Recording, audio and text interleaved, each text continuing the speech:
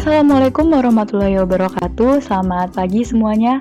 Kami dari Miracle Tree akan mempresentasikan mengenai proyek perangkat lunak kami, yaitu Sosial Media UPN Veteran Jakarta in College. Pertama-tama saya akan menjelaskan latar belakang dari pembangunan perangkat lunak in College ini. Pada universitas, tentunya banyak sekali organisasi mahasiswa atau biasa disebut dengan Ormawa. Ormawa ini dapat berupa BEM, UKM, KSM, dan Ormawa-Ormawa lainnya. Dan tentunya Ormawa ini memiliki tujuan untuk sebagai penyalur kreativitas dari masing-masing mahasiswanya. Namun, karena banyaknya Ormawa yang ada pada suatu universitas, penyampaian informasinya pun pastinya menggunakan media yang berbeda-beda. Hal ini dapat menyebabkan informasi dari Ormawa tersebut menjadi terhambat dan juga tidak terpusat. Oleh karena itu, kami merancang perangkat lunak in College ini sebagai solusi dari berbagai masalah tersebut. Kemudian, mengingat banyaknya pengguna Android pada zaman sekarang, maka kami merancang perangkat lunak kami berbasis Android. Hal ini agar mahasiswa dapat mengakses perangkat lunak in College ini di mana saja dan juga kapan saja. Berdasarkan latar belakang yang sudah saya jelaskan sebelumnya, terdapat beberapa poin yang menjadi alasan lambatnya penyebaran informasi. Beberapa alasan ini kita gambarkan dalam diagram fishbone berikut. Yang pertama adalah dari segi material. Dari segi material ini adalah lingkup aplikasi yang ada itu terlalu luas. Kita ambil contoh misalnya platform Instagram. Seseorang yang menggunakan Instagram tentunya memfollow berbagai akun, tidak hanya memfollow akun dari Ormawa saja. Oleh karena itu, informasi yang disampaikan oleh Ormawa bisa saja tidak dibaca oleh dia karena akan tertimbun oleh informasi lain dari akun lain juga. Kemudian faktor kedua adalah man atau terlalu melibatkan banyak pihak. Kita ambil contoh jika suatu informasi disampaikan dari mulut ke mulut, otomatis informasi tersebut akan melibatkan banyak pihak dalam penyampaiannya. Nah, dikarenakan banyak pihak ini bisa saja informasi tersebut ada kesalahan informasi yang terdapat atau bisa saja terdapat beberapa hal yang tidak tersampaikan. Kemudian selanjutnya kita lihat dari faktor metode, yaitu tersebarnya informasi melalui berbagai media sosial. Seperti yang sudah saya jelaskan, karena banyaknya Ormawa, media yang digunakan dalam penyampaian informasi juga pasti berbagai macam. Dengan adanya banyak media yang digunakan ini, informasi yang disampaikan oleh Ormawa menjadi tidak terpusat dan tentunya menjadi terhambat dalam penyampaiannya kepada mahasiswa. Kemudian selanjutnya jika kita lihat dari segi measurement, itu tidak ada pengkategorian informasi. Mengapa tidak ada pengkategorian? Kita ambil contoh, jika seorang mahasiswa ingin mengikuti lomba dari Ormawa yang ada di universitas tersebut. Namun dia tidak tahu Ormawa mana yang sedang mengadakan lomba. Tentu saja dia harus mencari lagi dari akun-akun Ormawa yang ada pada univnya, kemudian memilahkan lagi mana yang merupakan kategori lomba. Hal ini tentunya memperhambat penyampaian informasi karena membutuhkan berbagai tahap. Nah, dari berbagai faktor yang telah saya jelaskan dalam diagram fishbone ini adalah alasan mengapa lambatnya penyebaran informasi di lingkup universitas. Selanjutnya, saya akan menjelaskan mengenai kegunaan aplikasi in College ini. Kegunaan utamanya yaitu menyebarkan informasi berupa event dan juga profil Ormawa. Event ini tentunya terbagi menjadi beberapa kategori, yaitu workshop, open recruitment, atau ada juga lomba. Nah, pekategorian ini memiliki tujuan untuk memudahkan penyampaian informasi. Yang kedua adalah profil Ormawa. Dalam profil Ormawa ini, mahasiswa dapat melihat visi misi, pengurus, anggota, dan juga berbagai informasi seputar Ormawa tersebut. Nah, bagi organisasi mahasiswa, aplikasi ini dapat mempermudah dalam menyebarluaskan segala jenis informasi terkait Ormawa. Mengapa mempermudah?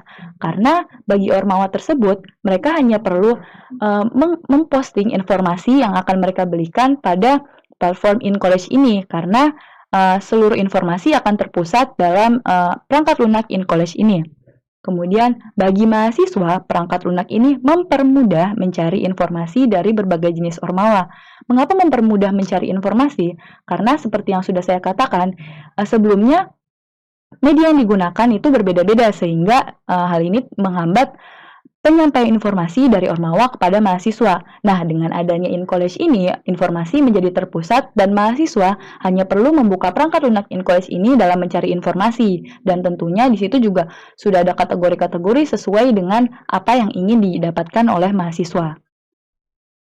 Selanjutnya, saya akan menjelaskan tentang perancangan desain aplikasi InCollege. Tahapan awal dalam pembuatan desain aplikasi InCollege adalah melakukan research dan brainstorming bersama tim analis dan juga user. Pada tahap ini, kami berusaha mengidentifikasi masalah yang dihadapi oleh user dan mencari solusi yang tidak hanya resolutif, namun juga menarik. Dari hasil brainstorming, kami berhasil memvalidasi hipotesis mengenai masalah dalam mendapatkan dan mencari informasi sebuah organisasi mahasiswa. Setelah hipotesis dan masalah sudah didapatkan, kami lalu menentukan fitur utama yang dituangkan pada low fidelity prototype dalam bentuk wireframe.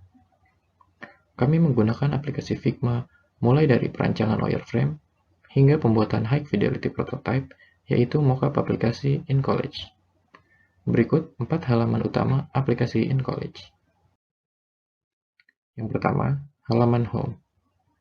Setelah fitur utama telah tervalidasi dan wireframe telah terbentuk, tim desain mulai membangun halaman home, di mana di sini user dengan mudah mendapatkan seluruh informasi organisasi mahasiswa secara terpusat. Selanjutnya, halaman event. Di sini, informasi dibuat lebih terorganisir, secara rapi dan mudah dijangkau, sehingga user dapat dengan mudah mencari informasi berdasarkan 3 kategori utama, yaitu workshop, lomba, dan rekrutmen.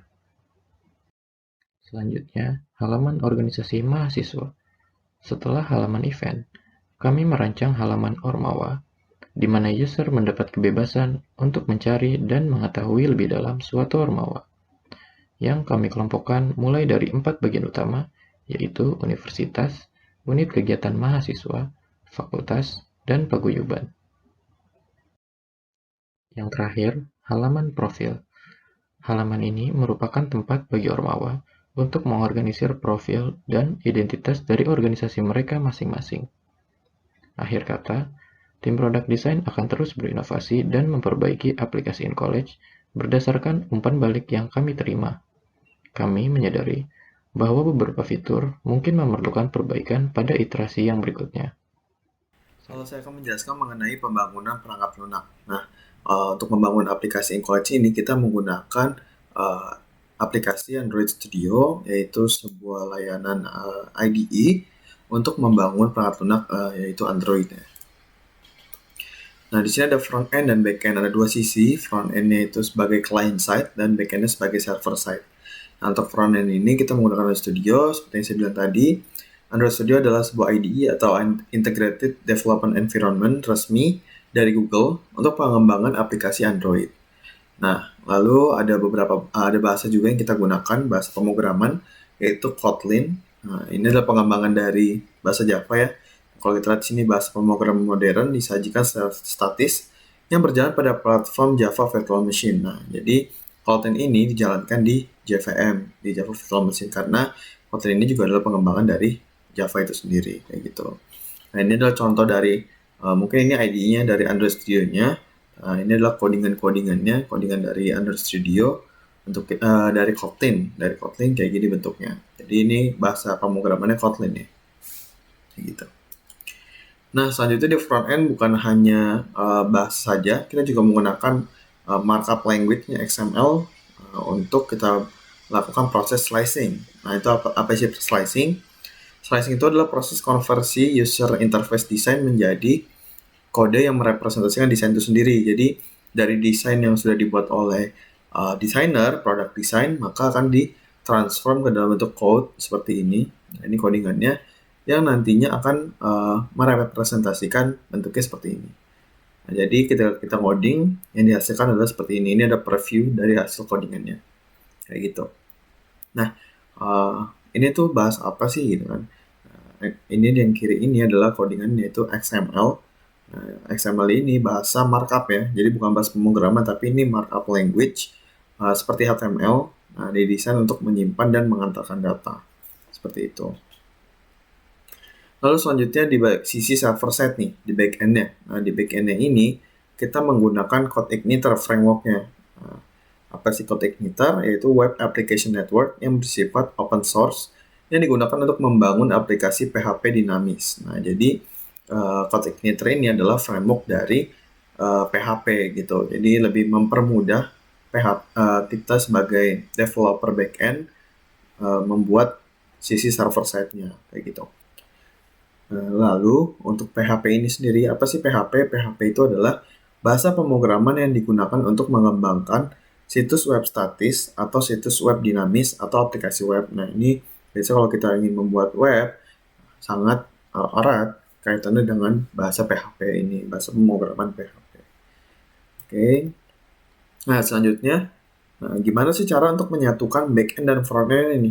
Nah, kalau tadi backend itu lebih ke arah datanya. Nah, jadi server side itu fungsinya adalah menyimpan dan mengirimkan data dan juga untuk mengolah data dari database lalu dikirimkan ke front end-nya. Nah, di sini untuk melakukan koneksi antara kedua site tersebut kita menggunakan yang namanya API.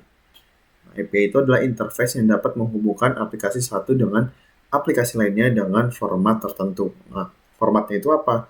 Formatnya itu adalah JSON. Nah, JSON itu apa? JSON itu adalah JavaScript Object Notation. Nah, di sini untuk membuat API dari backend kan membuat API. Nah, kita perlu melakukan uji coba nih. Uji coba API-nya tersebut sehingga ketika diberikan kepada front end itu sudah bersih, sudah bisa digunakan dengan baik. Nah, untuk mencobanya kita menggunakan aplikasi Postman. Aplikasi Postman ini adalah aplikasi yang berfungsi sebagai REST client untuk uji coba REST API. Nah, seperti tadi saya bilang bahwa Postman ini berfungsi untuk uji coba REST API-nya sehingga sudah benar lah untuk diberikan kepada front-end developer. Nah, ini contoh dari JSON ya. Untuk JSON, nah ini data-data yang ini akan dikirimkan kepada front-end. Kayak gitu. Sebaliknya juga front-end akan mengirimkan data-data seperti ini ke back-end. Jadi ada pertukaran data di situ melalui API. Oke, ini adalah detail dari timeline ya. Detail dari timeline dari aplikasi yang sudah kami buat. Jadi ada tahapannya ada front end developer dan back end developer. Nah, di sini lebih detail mungkin bisa nanti dibaca lagi, di pause saja untuk dibaca lebih jelasnya. Tapi di sini saya berikan beberapa previewnya yaitu front end developer. Dia durasi kerjanya 57 hari, mulainya tanggal 4 tanggal 4 bulan November 2020 sampai tanggal 30 bulan Desember 2020. Nah, ini ada pembangunan fitur login, edit, dan delete post. Mungkin kita bisa lihat penghitungannya. Di sini durasi hari kerjanya 3 hari, di mana mulainya tanggal 4 sampai dengan tanggal 6. Nah, seperti itu ya, jadi pembacaannya.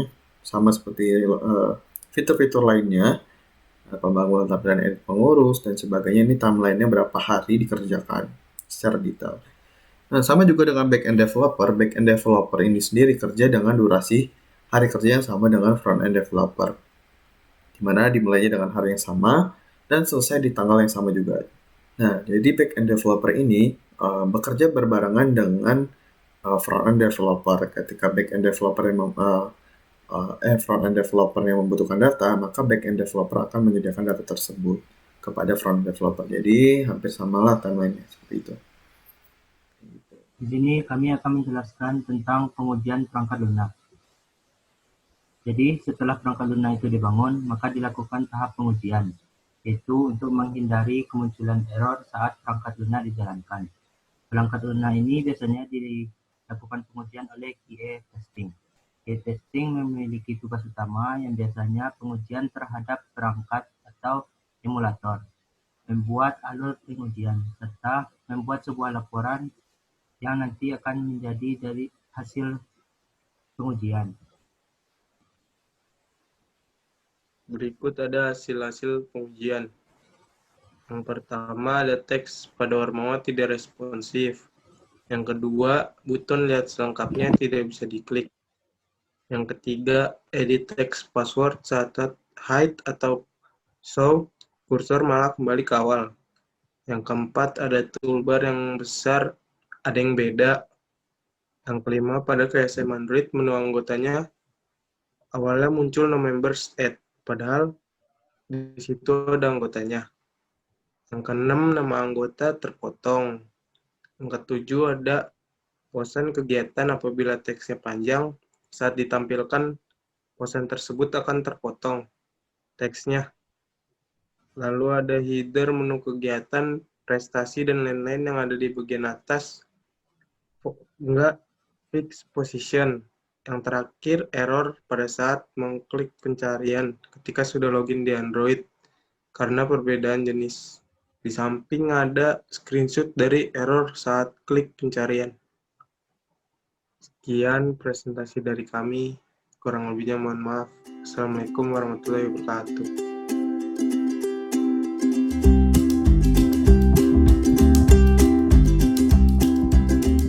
Halo, ini adalah simulasi dari aplikasi InCollege. Nah, langsung saja kita buka aplikasinya. Akan dimunculkan splash screen seperti ini. Kalau kita lihat di sini adalah halaman home. Nah, kita sekarang login sebagai mahasiswa. Nah, tanpa perlu login, kita sudah menjadi user dari mahasiswa atau user dari GES. Nah, di sini ada 4 fitur utama, yaitu home, event, ormawa, dan profil. Nah, untuk fitur home ini sendiri ada isinya adalah postingan-postingan yang diposting oleh setiap ormawa. Di sini ada Telegram Media, DSC, dan Android, dan kedepannya akan banyak lagi ormawa yang lain. Nah, untuk aplikasi ini kita bisa buka detail dari postingannya dengan klik saja. Kita klik, maka selanjutnya akan ditampilkan kapan diposting, di sini 1 minggu yang lalu, dan tipe postingannya apa, workshop, dan ini adalah posternya, judul dari postingannya, dan detail dari postingannya. Nah, di sini kita bisa lihat detail informasinya seperti itu. Nah, sama seperti hal yang lainnya juga bisa dilihat sama. Nah, untuk mempermudah aplikasi ini kita bisa melakukan search nih. Misalkan kita ingin search dengan postingan yang diposting oleh ormawa dari SM Android. Misalkan kita buka, nah seperti itu, maka ditampilkan dari postingan dari Android. Ini akan mempercepat pencarian. Nah, yang kedua, ini adalah event. Di fitur event ini mempermudah karena setiap postingan atau setiap informasi dikategorikan terhadap beberapa kategori gitu. Di sini ada workshop, lomba, dan recruitment. Nah, sehingga teman-teman yang ingin mencari informasi mengenai workshop, lomba, dan recruitment dapat lebih mudah karena sudah dikelompokkan. Di sini mungkin ada workshop, ini sesuai ya, workshop, lomba, dan recruitment. Nah, jika tidak ada postingannya, maka akan tampilannya seperti ini. No post found atau tidak ada post yang ditemukan. Oke, selanjutnya adalah ormawa. Nah, di aplikasi InCollege ini sendiri fitur yang cukup berguna, cukup bermanfaat di sini adalah ormawa. Nah, di sini ada 4 kategori, 4 kelompok yang dikelompokkan menjadi universitas, UKM atau unit kegiatan mahasiswa, fakultas, dan paguyuban. Nah, untuk universitas ini sendiri lingkupannya seperti BMU dan MPM, dan mungkin dari organisasi dari universitasnya itu sendiri. Atau di sini juga ada UKM. Nah, UKM ini seperti Vima Veja atau mungkin voli, bulu tangkis, dan sebagainya. Nah, di fakultas ya kita tahu ada 7 fakultas.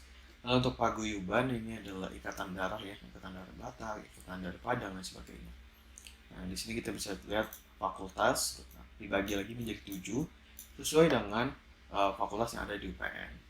Nah, di sini sebagai contoh Fakultas Ilmu Komputer ada 2 ormawa, dan kedepannya nanti akan ada ormawa lain mungkin yang ingin mendaftar menjadi partner dari aplikasi InCollege. Nah, di sini KSM Android, kita bisa lihat profil dari KSM Android ini sendiri dengan nama KSM Android, logonya seperti ini, lalu deskripsi aplikasinya adalah seperti ini.